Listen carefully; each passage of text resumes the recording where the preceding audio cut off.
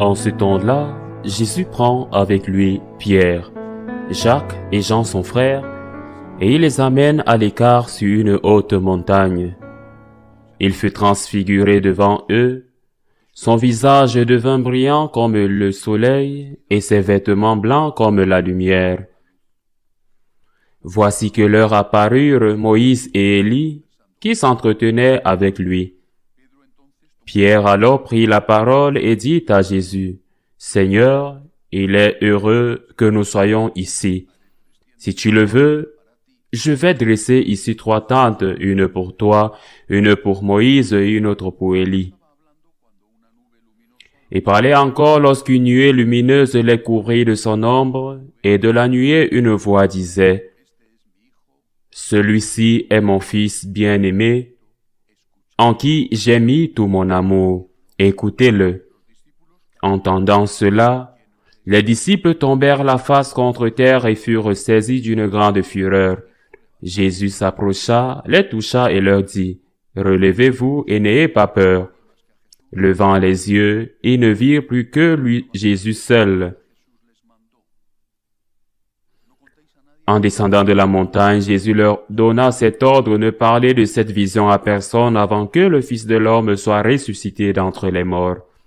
Acclamons la parole de Dieu.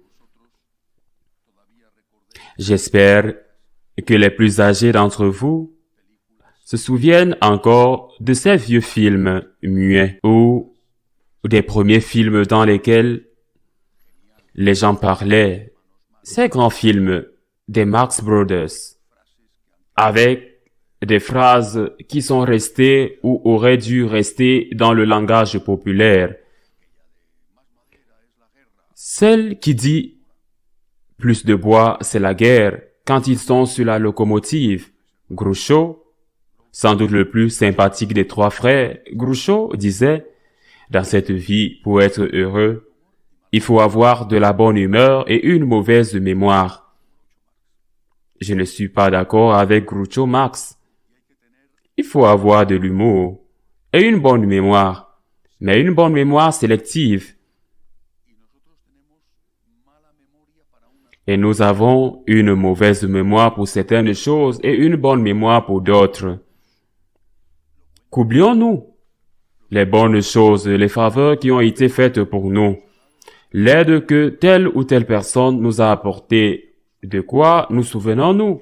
Le mauvais, si quelqu'un nous a fait du tort, si quelqu'un ne nous a pas aidés, même si cette personne nous avait aidés longtemps auparavant et cela nous rend effectivement malheureux, il y a aussi un ajout à ce malheur, qui est de se sentir victime d'une injustice, que parfois les justices existent malheureusement.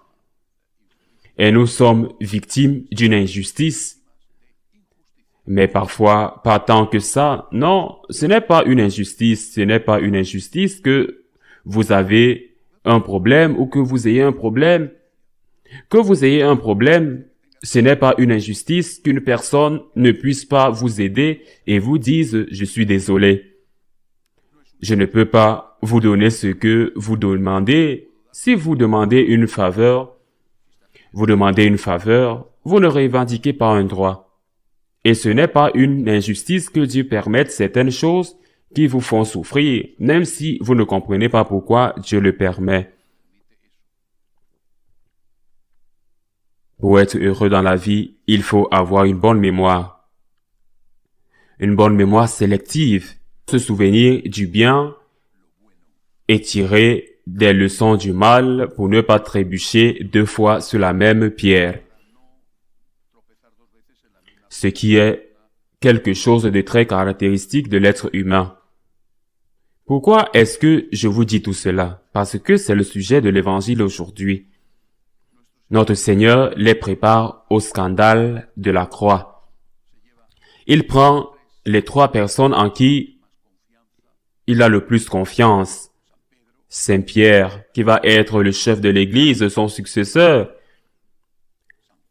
Saint Jean, la personne la plus spirituelle de toutes, le cœur de l'Église, le mystique, celui qui va prendre soin de la Vierge, celui qui était le plus proche de la Vierge,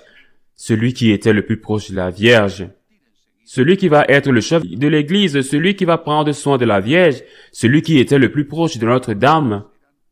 Jacques, le missionnaire, celui qui partira immédiatement pour évangéliser jusqu'au bout du monde, jusqu'au Finistère, alors connu, les trois étaient les plus proches du cœur de Jésus. Il les prend pour les préparer au scandale de la croix. Ok, que fait Jésus? Des exercices spirituels, il les amène sur une montagne. Ils y sont très bien. Et cette théophanie a lieu. Cette manifestation de la puissance du Christ comme Dieu avec ces deux grands d'Israël, Moïse et Élie, qui adorent le Christ, qui se présentent là, en adorant Jésus pour que ces trois-là, Pierre, Jacques et Jean, le voient au moment de le voir crucifié, au moment du scandale de la croix. Ils se souviennent de ce moment de lumière. Le Tabor, le moment de lumière sur le Tabor n'était pas seulement pour ce moment, pour profiter de ce beau paysage, entre autres choses, et ce moment merveilleux qui amène Pierre à s'exclamer comme il est bon d'être ici. Faisons 3 tentes. C'est quelque chose que Jésus leur donne pour que plus tard, quand il le voit pendu à l'arbre de la mort sur la croix, a été considéré comme une malédiction de Dieu, mais il le voit comme un maudit de Dieu, et pas seulement comme un maudit des hommes, se souviennent et disent, pour un moment, je ne comprends pas, mais je l'ai vu, alors qu'il était adoré par Moïse et Élie. J'ai vu ses miracles, j'ai entendu sa merveilleuse prédication, j'ai vu son cœur compatissant. J'ai vu comment il a élevé le fils d'une veuve.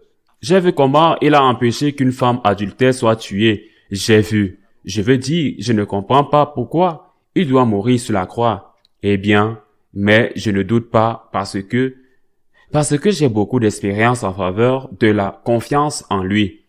Il leur a donné des moments de lumière. Ça n'a pas aidé beaucoup pour le moment parce que sur la croix, nous savons déjà ce qui s'est passé. Cette heure terrible du jeudi saint, quand Pierre nie qu'il le connaît. Moment terrible, terrible pour notre Seigneur, la fuite, la lâcheté. Eh bien, c'est le manque de foi qui est arrivé à ces moments de lumière, n'ont pas eu le courage qu'ils auraient dû avoir aussi, pour rester fermes, pour ne pas douter que le Christ était Dieu. Ensuite, ils ont servi plus tard.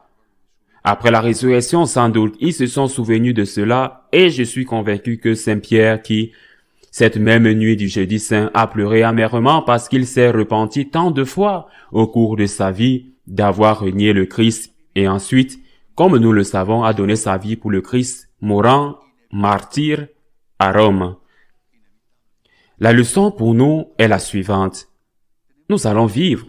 Nous vivons. Nous avons vécu des moments de ténèbres inévitables. Vraiment inévitables. Cela fait partie de la vie. Nous devons l'accepter. Cela fait partie de la vie de tomber malade. Cela fait partie de la vie d'avoir des problèmes. Cela fait partie de la vie d'avoir des difficultés. À vivre ensemble, cela fait partie de la vie de souffrir. Cela fait partie de la vie. Ce n'est pas une injustice. Ce que le Seigneur veut nous enseigner, c'est que dans ces moments où nous ne comprenons pas pourquoi, comme les apôtres quand ils l'ont vu crucifié, dans ces moments-là, Dieu est aussi derrière nous. Dans ces moments-là où tu ne sais pas pourquoi et il te semble que tu es abandonné, tu ne l'es pas. Tu ne sais pas pourquoi, mais Dieu le sait. Dieu permet, je ne sais pas pourquoi, mais Dieu sait, et je n'en doute pas. Alors, il faut avoir une bonne mémoire des mauvais moments pour pouvoir se souvenir des bons moments, tous plus ou moins selon la vie spirituelle de chacun, selon notre âge. Mais tous, nous avons eu des moments doux avec Dieu, tous. Des moments où nous avons été portés dans nos bras comme une mère porte son enfant. Des moments où Il nous semble si évident, si palpable que Dieu existait et qu'il nous aimait. Nous avons tous eu ces moments, certains plus que d'autres certainement. Cela dépendra aussi de la manière dont on s'est approché de Dieu, par la prière, par exemple. Ces moments nous ont aidés et nous ont été donnés pour que nous puissions en profiter au moment où ils nous ont été donnés, mais aussi pour que nous puissions nous en souvenir lorsque le moment des ténèbres sera venu. Quand nous ne comprenons pas, nous devons dire « Maintenant, je ne comprends pas, mais j'ai confiance en toi. Je ne sais pas pourquoi tu le permets, mais je suis sûr que tu m'aimes, même si cela me semble inexplicable. » Telle doit être notre parole dans ces moments de ténèbres, parce que c'est là que nous devons montrer notre confiance en Dieu, non pas quand tout va bien, mais quand il y a des raisons qui nous amènent à nous demander pourquoi. Si Dieu m'aime, il permet cela. Eh bien, après cette question, nous devons dire, « Moi, Seigneur, j'ai confiance en toi. Moi, Seigneur, j'ai confiance en toi. »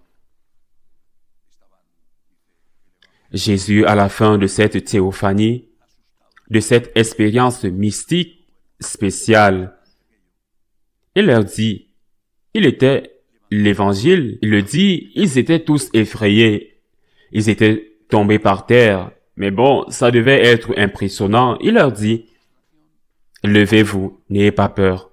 C'est ce qu'il nous dit, levez-vous de cette prostration. Levez-vous de cette prostration dans laquelle la douleur vous a amené, la douleur vous a fait tomber à terre, parce que même la mort n'est pas aussi terrible que la douleur qui est souvent l'avant-goût de la mort dans de nombreux cas. La douleur vous a fait tomber à terre. Si nous ne sommes pas préparés à cela, si nous, les prêtres, nous ne vous avons pas préparé à affronter la douleur, si nous ne vous avons pas préparé à être heureux, même quand vous souffrez, nous avons échoué. Et peut-être que si nous ne nous sommes pas préparés et si nous ne vous avons pas préparé, c'est parce que nous ne sommes pas préparés à ce moment-là. Quand vous êtes à terre, quand vous êtes crucifié, quand vous posez des questions sans réponse, à ce moment-là, Jésus vous dit, levez-vous et n'ayez pas peur. Je ne t'ai pas abandonné, je ne t'ai pas laissé par la main. Je suis encore avec toi, lève-toi, lève-toi. Ne reste pas à terre, prostré, enfoncé, désespéré, lève-toi, je suis avec toi, n'aie pas peur. Même si tu ne comprends pas, il y a une explication, lève-toi et pense. N'oublie pas, pense que la vie ici sur terre est de 4 jours. Sainte Thérèse a dit que c'était une mauvaise nuit dans une mauvaise auberge. Et elle, qui était certainement une grande voyageuse, devait savoir ce que cela signifiait de passer des nuits dans de mauvaises auberges. La vie est toujours courte. Ce qui compte, c'est la vie éternelle. Et c'est peut-être cela que vous ne comprenez pas si vous êtes unis au Christ. Si vous ne vous éloignez pas de lui à cause de cette douleur et de ce problème, si tu l'embrasses et si tu fais confiance à Dieu, à ce moment-là aussi, c'est peut-être la chose la plus utile que tu puisses faire pour cette vie éternelle qui t'entend, et aussi la chose la plus utile que tu puisses faire pour ceux qui te voient.